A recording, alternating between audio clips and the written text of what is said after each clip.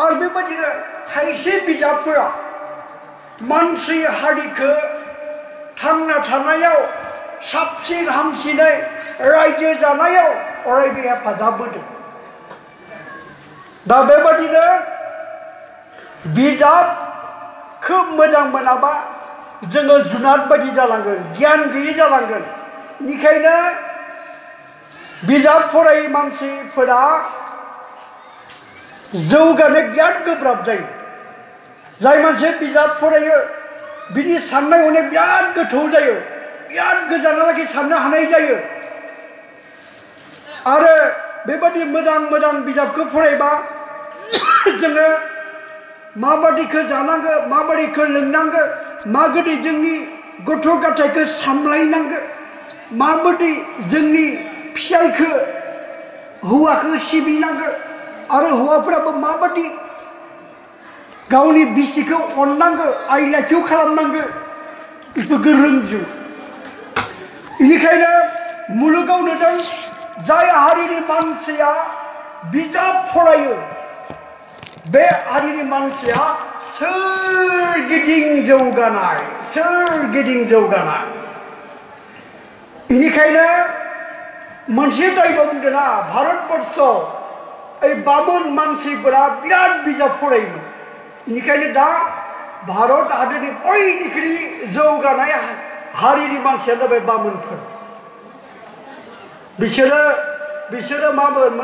बिसोरो गोदो गोदाय माला संस्कृत रावनि बिजाबखौ फरायोमोन संस्कृत राव देव कथ्य मेरि देव भाषा कथ्यथिनो मोदायनि रावनो बियो बे रावखौ माला बे रावजों बिराद मोजां मोजां बिजाबखौ लिरलांदों गेदेमाफोरा आरो बेखौ फरायनानै दिनै भारत हादरनि बे बामोन गस्वामीफोरा 1 नम्बर जाथि बिसोरनियावनो बयनिख्रुइ बांसिन रां रुपा थाखा फैसा गियान बिद्या बुद्धिया दोङो दा बेखायनो जोंनि हारिनि मानसिफोराबो बिजाब फरायनायनि हुदाखौ दानो सम जाबाय आरो दा जोंनि खायसे फिसाफोरखौ नुदों क्लासनि बिजाबखौल' फरायो थं थं थं बे क्लासनि बिजाबखौल' फरायनानै जों गुनि गियानि मानसि जानो हाया पावारफुल गोहो गोनां मानसि जानो हाया दा बेखायनो श्रद्धा बानुंब्लाबो गियानाव होनना बुंनाय बायदि मोनसे सिबिनाय गोसो लानानै जोङो खनसे खुलुमनानै बिजाबफोरखौ बेखेवना फरायनांगोन आरो जोङो फरायनानै मा बुंनो नागिरदों बिनि गुबै बाथ्राफोरखौ लिरनानै दोननांगोन आरो जोङो भाबिना नायनांगोन मा बुंनो नागिरदों मा दङ बेवहाय बेनिखायनो मा होनो लेखा फरायनाय बिजाब फरायनाय मानसिनियाव एनालाइटिकेल पावार थारमाने बिजिरना नायनो हानाय गोहोआ जौगायो बबे मोजां बबे गाज्रि बेखौ बिजिरनो हानाय गोहो बे जाबाय जौगायो आरो जेब्लानाखि मानसिनियाव what is right and wrong बबे मोजां बबे गाज्रि बेखौ बिजिरनानै जानो रोंबाय लोंनो रोंबाय हाबा मावनो रोंबाय अब्ला बे मानसिखौ सोर हमथाना लाखिनो हागोन दा बेखायनो जोङो बिजाबखौ फरायनांगोन बे बिजाब फरायनाया मेन्टेल एक्सारसाइज बायदि आरो जोंनि मेलेमखौ गोबावनिफ्राय गोबावसिन खालामो जोंनि गोसोखौ गोहो गोनां बोलो गोनां धैर्य गोनां दावहारु गोसोनि नांथाबबाय थानाय माबा मोनसे खामानियाव नांथाबबाय थानो हानाय गोहो आरो बोलोखौ सोरजिना होयो बेखायनो बेनो जाबाय बिजाबनि महत्व आरो बिजाबनि गोनांथि फरायनायनि गोनांथि दा बेखिनिया बुंबाय आरो मोनसे खोथा बुंनो दा आं सोलोंथाइनि बागै बेवहाय आङो आइ आफा आरो रायजो राजा बयखौबो खावलायदों जोङो लेखा फरायनायाव गोसो होनांगोन दहायनो आं बुंखादों जे लेखा फराया मा होनो लेखा फरायनाया एबा सोलोंथाया जाबाय मुलुगनि बयनिख्रुइ देरसिन हाथियार आरो बेनि जाबाय जोंखौ माने गोहोगोरा बोलोगोरा मानसि फिसा मानसिखौ गिदिर मानसि खालामनो हानाय गोहोआ बे लेखा फरायावनो दङ दा बेखायनो जोंनि आइ आफाफोराबो अरायबो जाहाथे जोंनि फिसाफोरा लेखा फरायाव मुखुब जानानै थायो नांथाबनानै थायो बेखौ जों नोजोर होनांगोन गोदै रावजों अननानै बुंनांगोन आफा फिसा बासा आं गिदिर मानसि जानो हादिया लेखा फरायबा गिदिर मानसि जायोनो फराय बासा फिसा माला कत' लेखा फरायनानै गिदिर मानसि जादों गियानि गुनि जादों गावबो मोजांखौ मोनजादों आरो मालायखौबो जाहोनो हादों बेखायनो आं गोदो जाम्बि जानो नाङा जाम्बा जानो नाङा फराय फिसा होननानै जोङो अनै अनै जोंनि फिसाफोरखौ बुजायनांगोन दा गिथावना जादों मा जे मबाइल नायै नायै जोंनि थाखोसे गथ' गथायफोरा जौ सेरेब बांद्राय लोंग्रा ड्राग्स जाग्रा सिखर सादा बिरि जाग्रा जालांदों सोबग्रा जालांदों बर'नि गेजेरावबो ड्राग्स जाग्रा गोबां गथ'फोर ओंखारबायनो बेखायनो जोङो गथ'फोरखौ अरायबो नोजोर हो रायलाय लोगो बायदि जा एकदम मा खालामदो मा मावदो मा मावाखै बरियाके रायबाय थाबा जानाय नङा लोगो बायदि जों बिसोरजों जानो हानांगोन अब्लासो बिसोरो गावबा गावनि गोसोनि बाथ्राखौ बुंनानै होगोन नङाबा नोङो बुजिखौनो मोननाय नङा बेनिखायनो आङो फरायसाफोरखौबो खावलायदों जोंनि सोमोन्दोआ आइ आफाजों गोख्रों जानांगोन गोथौ जानांगोन गासैबो बाथ्राखौ आइ आफाजों जों रायज्लायनो हानांगोन मा नांगौ आइ आफायानो जोंनि आनान गसाइ बायदि होनना बुंदों आनान गसाइखौथ' जों नुवाखैसो नाथाय जोंनि गोथां मेगन सिगाङाव नुनाय मोदाया जाबाय आनान गसाइया जाबाय आइ आफायानो बिथांमोना जोनोम नङाबा जों संसारखौनो नुनाय नङामोन बेखायनो जों जोंनि आइ आफाखौ सिबिग्रोनो रोंनांगोन अब्लासो आनान गसाइखौ सिबिबा आनान गसाइया सन्तुष्ट जायो गोमानो पिता धर्म पिता स्वर्ग पितुरि प्रतिमा पान्ने प्रियन्ति स्वर्ग देवता होनना बुङो आइ आफाया सन्तुष्ट जायोबा 33 कौटि मोदायाबो सन्तुष्ट जायो दा गतिके जोङो आइ आफाखौ थगायनो नाङा आइ आफाखौ सिबिनांगोन आरो बिथांमोनजों रायज्लायनानै हाबाखौ मावनांगोन आरो आइ आफानि बेरेखा जानानै खामानि मावोब्ला आइ आफाया दुखु मोननाय हाबा मावोब्ला नों आङा जिन्दगि जिउआव दावगानो हानाय नङा आरो सुख शान्तिखौ मोननाय नङा ओंखायनो नैयाव थानाय बिहामजोफोरखौबो खावलायदों आइ आफाखौबो सिबि आरो बिहाव बिखुनजोखौबो सिबि किसुमान बिहामजोफोरा आंखौ बिहाव बिखुनजोफोरखौ गावनि बिमा बिफा बायदि साननो हाया दिनै बेबायदि जानो नाङा बाबनांगोन दिनै बास बुंनो हाखादों दा बेबायदिनो जोङो लेखा फरायाबा मिथिखादो जोङो दावगानो हानाय नङा जाय मानसिया मोजाङै लेखा फराया बिजाब फराया दहायनो बुंखादो जिउआव माब्लाबाबो सुखु आरो गोजोनखौ मोननाय नङा जाय मानसिया मोजाङै लेखा फरायदिया बियो जिउआव दावदाबसे गोरबोआव दावदाबसे दुखु लानानै थैलांनो गोनां जायो आंबो फरायनायबा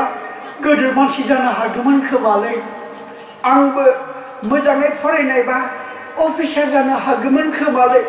बेबायदि दुखु आरो दाहाखौ लानानै थैलांनो गोनां जायो बेखायनो दैयाव थानाय फरायसाफोरखौ आं खावलायदों जाहाथे नोंसोरो बिखायाव दावदाबसे दुखु लानानै थैलांनो गोनां जाया बेखायनो गोसो गोरबो होनानै फराय आरो जोङो समायखिरा लानांगोन दाय आंबो फरायना गोरों मानसि जागोन दाय आंबो नौ लुगोन बांला हागोन दाय आंबो गारि बायगोन दैट आंबो मोजां इन्जिनियार जानासो गारगोन बेबायदि मोनसे गोख्रों गोसो लानानै जोङो फरायनांगोन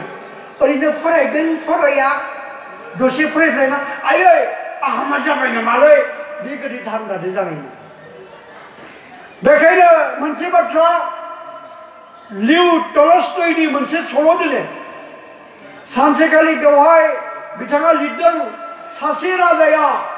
सासे गियानि मानसिखौ लिंनानै मोनथाम सोंलु सोंबाय 3 कुइसन बोले गियानि सुबुं आं 1 नाम्बार आंनि कुइसना जाबाय What is the most important time of the life? मानसिनि जिउनि बयनिख्रुइ गोनांसिन समा मा आरो मोनसेया जाबाय What is the most important person of the life? नोंनि एबा मानसिनि बयनिख्रुइ गोनांसिन मानसिया सोर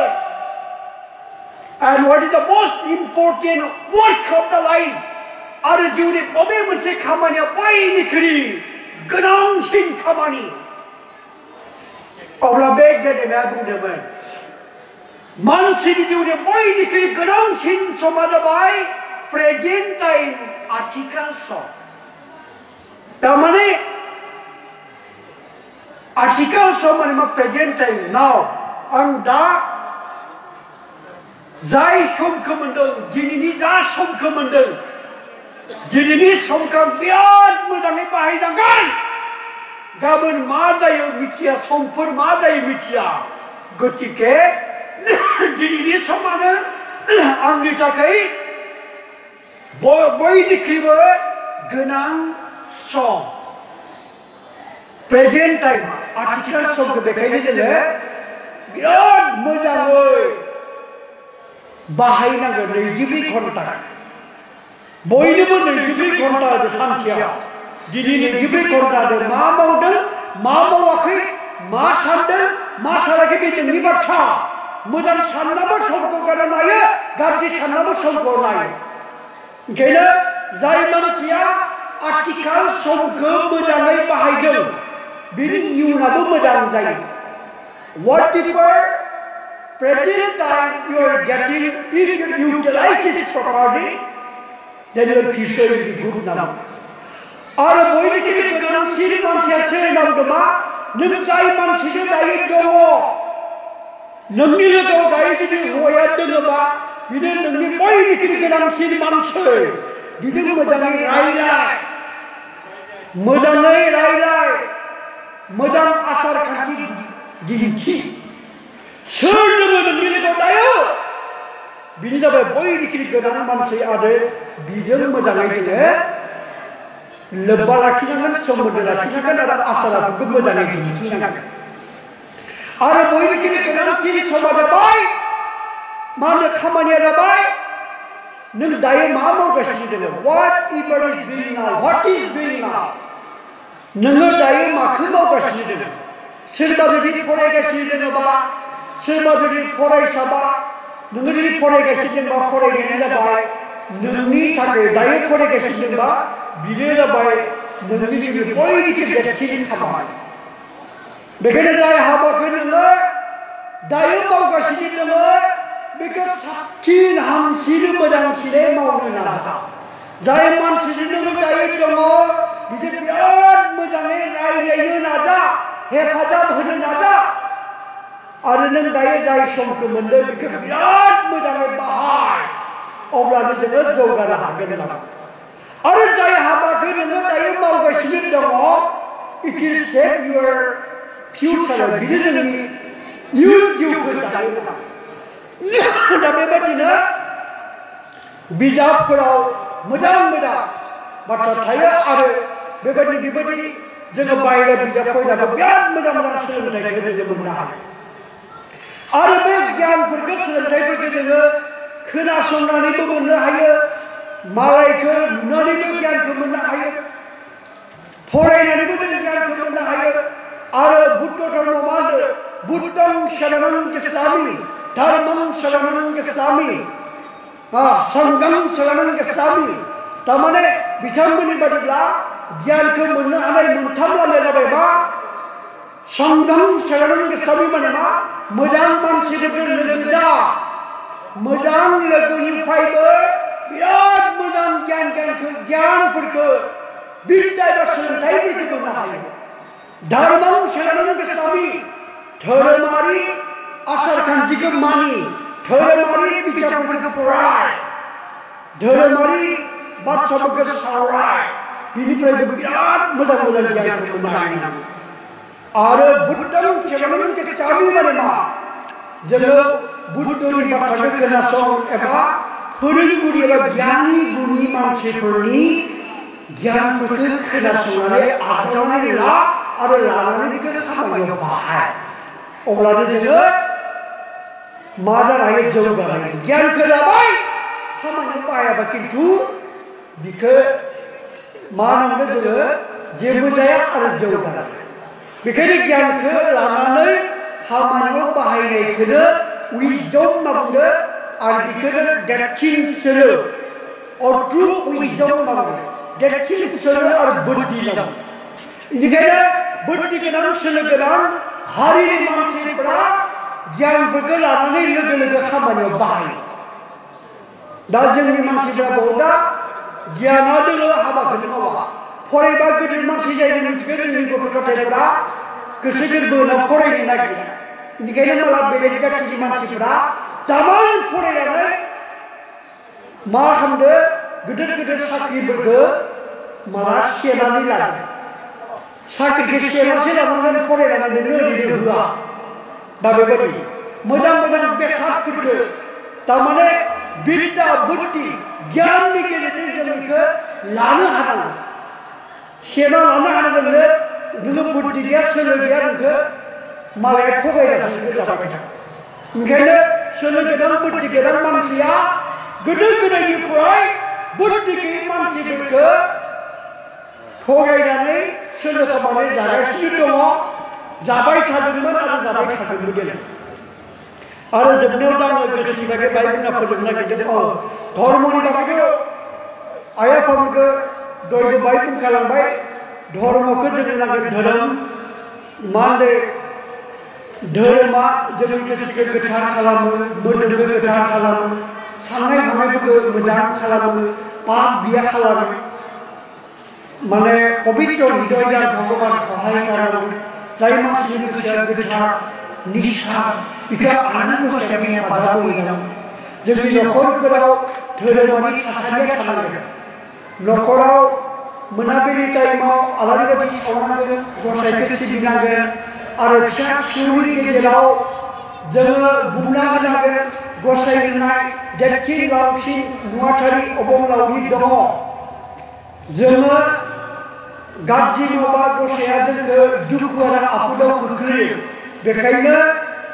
गथ'फोरनि गेजेराव गसाइजों जोङो आनान गसाइखौ सिबिनांगौ बे बाथ्राखौ जोङो बुङै बुङै बिसोरनि बिखा बिखो थै मोदोमाव सोना होनो हानांगोन नङाबा जोंनि फिसाफोरनि गोसोआ पापी मोदोमाबो पापी जानानै मोनसे मोनसे खामानियाव बिसोर उदायनो हानाय नङा बेखायनो जों नुदों जाय मानसिया जाय जाथिनि मानसिया धोरोमारि आसार खान्थिखौ मानियो बिथांमोनानो बहुद जौगादों दा रुपा थाखा फैसा सोरगिदिं जौगादों दा बेबायदिनो बहुत दंबा ओंखारबाय थायो बाय बुंदों समाबो बारा गैया नालाय बेबायदिनो धोरोमनि बाथ्रा आरो जोंहा बेबायदि धोरोमनि बाथ्राखौ बेखिनियावनो बुंबाय धोरोमखौ जोंनो नांखागोन नङाबा गुलाय गुजाय जागोन बे जाबाय मोनसे ब्रेक बायदि धोरोमाबो जेरैबायदि सिखाव हामनाया पाप जायो आइ आफा गोथाङैबा पाप जायो गाज्रि हाबा मावनाय बायदिखौ गोजानाव लाखियो बे मोनसे ब्रेक बायदिसो आरो ओंखायनो जाय न'खराव धोरोमारि आसार नितिखौ मानिया नियम निति गैया गसाइखौ मानिया बे न'खराव ब्रेक गैया मानसिफोरनि जोनोम जायो आरो अरायबो दावराव दावसि आरो दुम दाखाला जाबाय थायो आरो बेबायदि दावराव दावसि जायोबा बे न'खराव माब्लाबाबो जौगानाया जायगा मोना आरो जौगानो हाया जोबनायाव आं गोसोनि बागै बिजाबफोरबो लिरबाय थादों आरो अलपमान सिन्ता खालामबाय थायो गोसोआ मा बुस्थु दा गोसोनि बागै मोनसे बाथ्रा बुंनि आं थेंकफुल माइन्ड धन्यबादित मन साबायखर बावनाय गोसोआ मा बुस्थु बेखौ आङो एसे बुंनानै फोजोबनि आइफोर आफाफोर जे माने मुलुगाव बयनिख्रुइ गोहोगोरा मोननै इंराजि सोदोब दं powerful two words of the world बे जाबाय थैंक यू साबायखर धन्यबाद आरो बे धन्यबाद एबा साबायखर होनना बुंनाय गोसो माने जिथु सोदोब मोननैया मानसिनि गोसोआव गोजोननाय आरो सुख शान्तिखौ लाना फैनो हायो धन्यबाद होनना बुंनाया दा जाय मानसिनि गोसोआ पापी जाय मानसिया थिफुदला जाय मानसिया गावखौनो बिराद गोरों होननानै सानो अहंकारी मानसि इग' थानाय मानसि बे मानसिया रावखौबो थेंक इउ होनना बुंनो हाया आरो जाय मानसिया गुनि गियानि मानसि जाय मानसिया गावखौनो फिसा मानसि होनना साननानै लायो आं मोनबो रोङा होनना साननानै लायो बे मानसियासो गियानि गुनि मानसियासो थेंक इउ ना बे मोननै सोदोबखौ बुंनो हायो दा बेबायदिनो जापाननि सासे गेदेमा फालांगिरि बिजनेसमेन अहेल टागेदाया गावनि बिजनेसखौ बियो बिस्कुट कम्पानि दंमोन बेनाव गावनि बे कम्पानिखौ माबायदि जौगाहोनो हायो बिनि सोमोन्दै बिराद सिन्ता खालामबाय थायोमोन आरो सासे मुंदांखा बिजनेसमेन बेनिफ्राय बियो मा खालामबाय खेबसे थाम्फैफोरखौ माला फैनानै मोनसे आइजेंआव 20तासो थाम्फै सोदों बेखौ नांबाय मोनसे पात्रखौ आरो मोनसे आइजेंआवबो बासनावबो बटल गोदो भयाम गोदोआव बेयावबो 20तासो थाम्फै सोना दोनदों आदार ओरै होना दोनदों बेनिफ्राय बियो मा खालामदोंमोन माने होनना बुंनाय आइजेंआव थानाय थाम्फैफोरखौ तामान गायोमोन आरो एंग्रि वार्ड बोराबनाय रावजों सोलोंथायमोन नोंसोर पापी नोंसोर नेप्रा काम गैया नोंसोर धंस जागोन एख' गैया होननानै बिराद बोराबनानै बाथ्राफोरखौ बुंबाय थायो आरो मोनसे माबायाव पात्रआव थानाय आइजेंआव थानाय थाम्फैफोरखौ बुंनाय नोंसोर मा एसां समायना मा एसां रमायना नोंसोर एसेबां नोंसोरनि बिनाया मोजां ओइ जे बिनायाव अं अं सोदोब जायो मा एसे गोदै बियो ओरैनो बिराद मोजां मोजां बाथ्रा सोदोबफोरखौ बुंबाय थायो उनाव नुबाय जाय आइजेंआव थानाय थाम्फैफोरखौ रायदोंमोन गाज्रि गाज्रि राव बाहायदोंमोन बिसोर थाबनो थैजोबलांदोंमोन नाथाय जाय आइजेंआव थानाय थाम्फैफोरखौ मोजां मोजां बाथ्रा बुंदों बिसोर दुनियाके थांनानै दोङो आरो बिनिफ्राय बियो बुजि मोनदोंमोन गोदै राव मोजां सोदोब साबायखर सोदोबफोरा माबायदि मानसिखौबो बियो थुलुंगा होनो हागोन बे खोथाखौ बियो मोनदांथिदों जायनि जाहोनाव बियो गावनि बिस्कुट कम्पानियाव थांनानै जेसेबां मावथिफोर दङ बयखौबो लिंनानै थेंक इउ बे मोननै सोदोबखौनो बुंनो होबाय थादोंमोन गावसोर बिस्कुट बानायनायखौबो थेंक इउ बियो बेखौ नुबानो थेंक इउ खालि थेंक इउ बेनिफ्राय बेवहाय कम्पानि हाबा मावनाय मानसिफ्रा गोमोहाबदोंमोन जोंनि सारालाय मा बाथ्रा बुंनो थिनखोनो मा साबायखर नुबानो साबायखर आहाम जाबाबो साबायखर आरो माने बिस्कुट बानायनानै बिस्कुट बानायनानै एखमबाबो साबायखर सोरबा साहा बायदोंबाबो साबायखर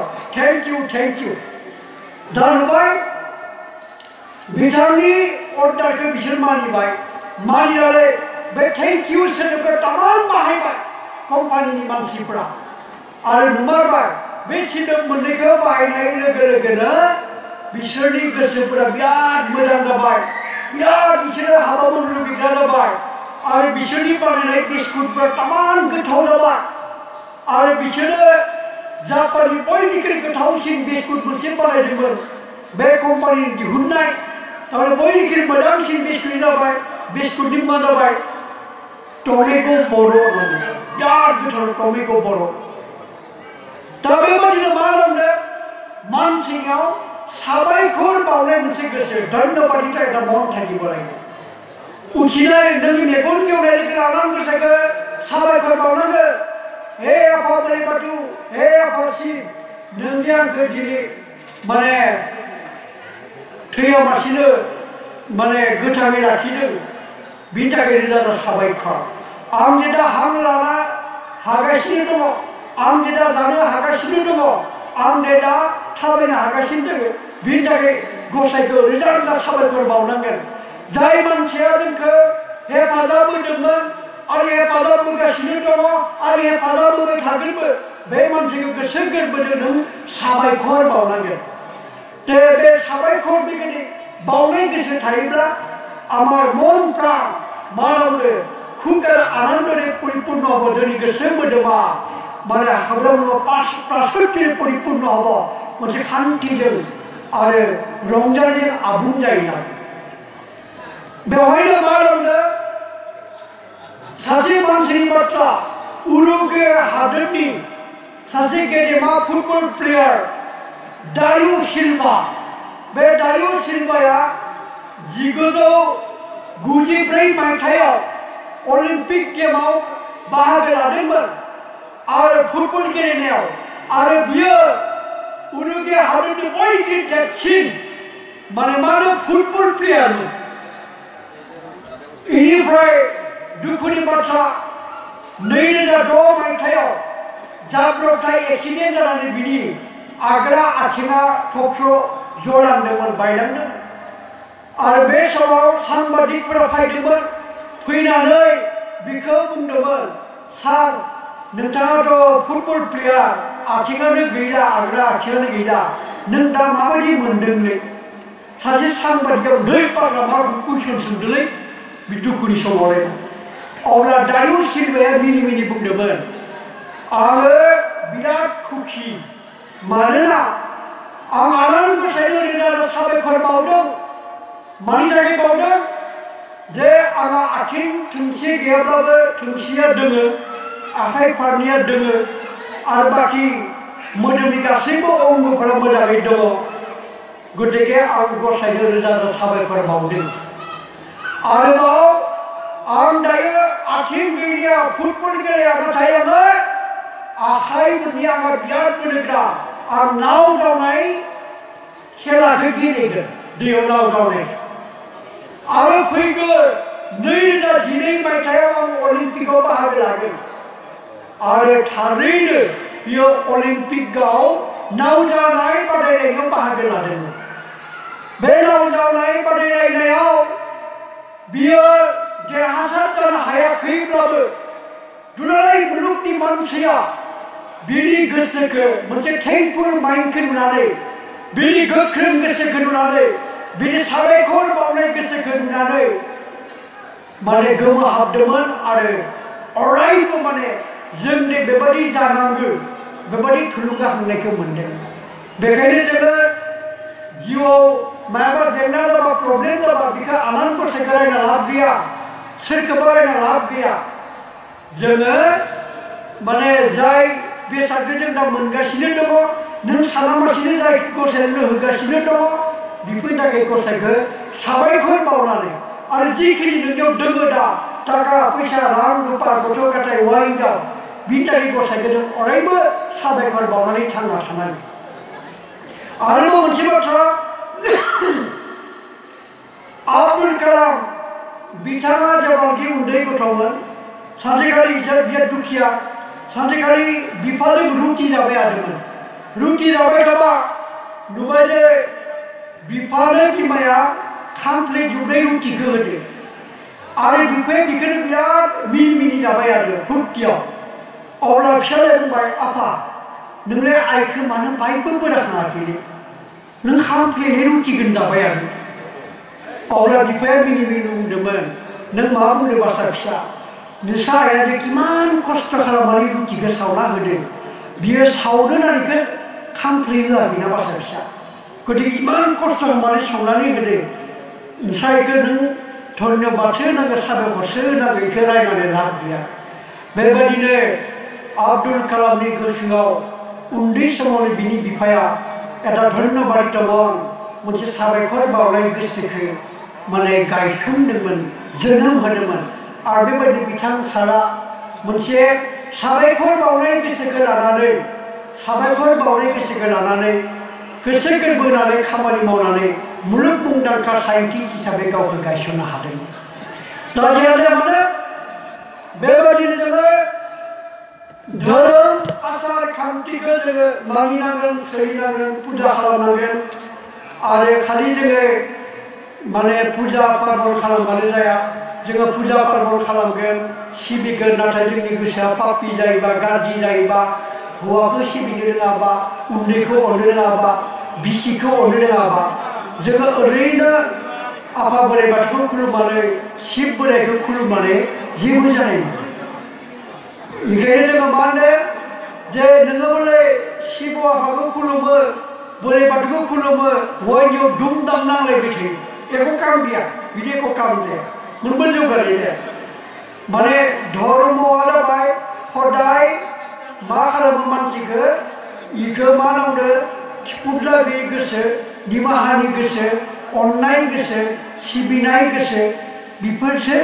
धर्मआ बेखौ सोरजिनो नांगोन आरो सोरजिनो हायो ओंखायनो जोङो सायावल' खुलुमलाबा जाया ओरैनो जोंहा आजिखालि खायसेया फुजा पार्बनजों रंजानाय तामसा फुर्तिल' ओरैनो तामसा फुर्तिल' खालामबा जाया जोङो जानाय लोंनाय उन्दुनाय समाव जोङो आफा बोराइ बाथौखौ जाय जेखौ सिबियो नोङो बोले शिबखौ सिबिबा शिब बोराइखौ सिबिबा नोंनि बाथ्रा नों बेखौबो सिबिनाय गथ' गसायाथ' सासेल' दं नामा शिबआ जाबाय मोदायफोरनि मादाव महादेव महान देवता बयनिख्रुइ देरसिन मोदाय दं थाबनो बियो माने मा सन्तुष्ट जायो सिम्पल बिराद समायनाबो बियो शिबा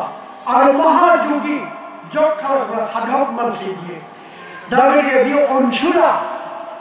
दा गतिके जोंबो शिब बायदि अनसुला जानो हागोन आरो बेखौ माने ब्रह्म विष्णु महेश्वर ब्रह्म विष्णु महेश्वर माने मा रां राशि मा होनो मैथा हासि बारि गौथाम नोंनो खांग्रा नोंनो बाग्रा नोंनो देथारग्रा थारमाने शिब महादेवआ जाबाय हंहार कर्ता बे जाबाय फोजोबग्रा गतिके जोङो बे शिब आफाखौ खुलुमनानै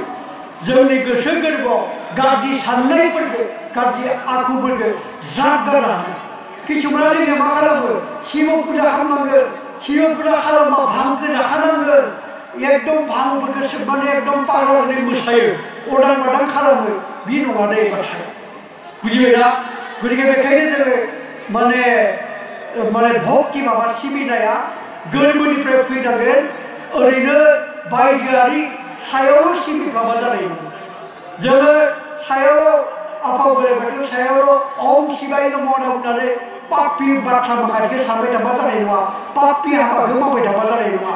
गतिके बेखायनो गोसो गोरबो होनानै जोङो गसाइखौ सिबिनांगोन आरो अरायबो मोजां साननाय मोजां मावनाय मोजांखौ जानाय मोजांखौ लोंनाय मोजांखौ बुंनायनि हुदाखौ खालामनांगोन अरायबो निष्ठा आरो गोथारै थानो सोलोंनांगोन स्वर्गआ बर'बो गैया आइफोर बिहामजोफोर स्वर्गआ नोंनि न'आवनो दोङो स्वर्गखौ रावबो नुवाखै बेखायनो जेब्ला नोंनियाव गोदोखौ सिबिनाय उदैखौ अरनाय गसाइखौ सिबिनाय थागोन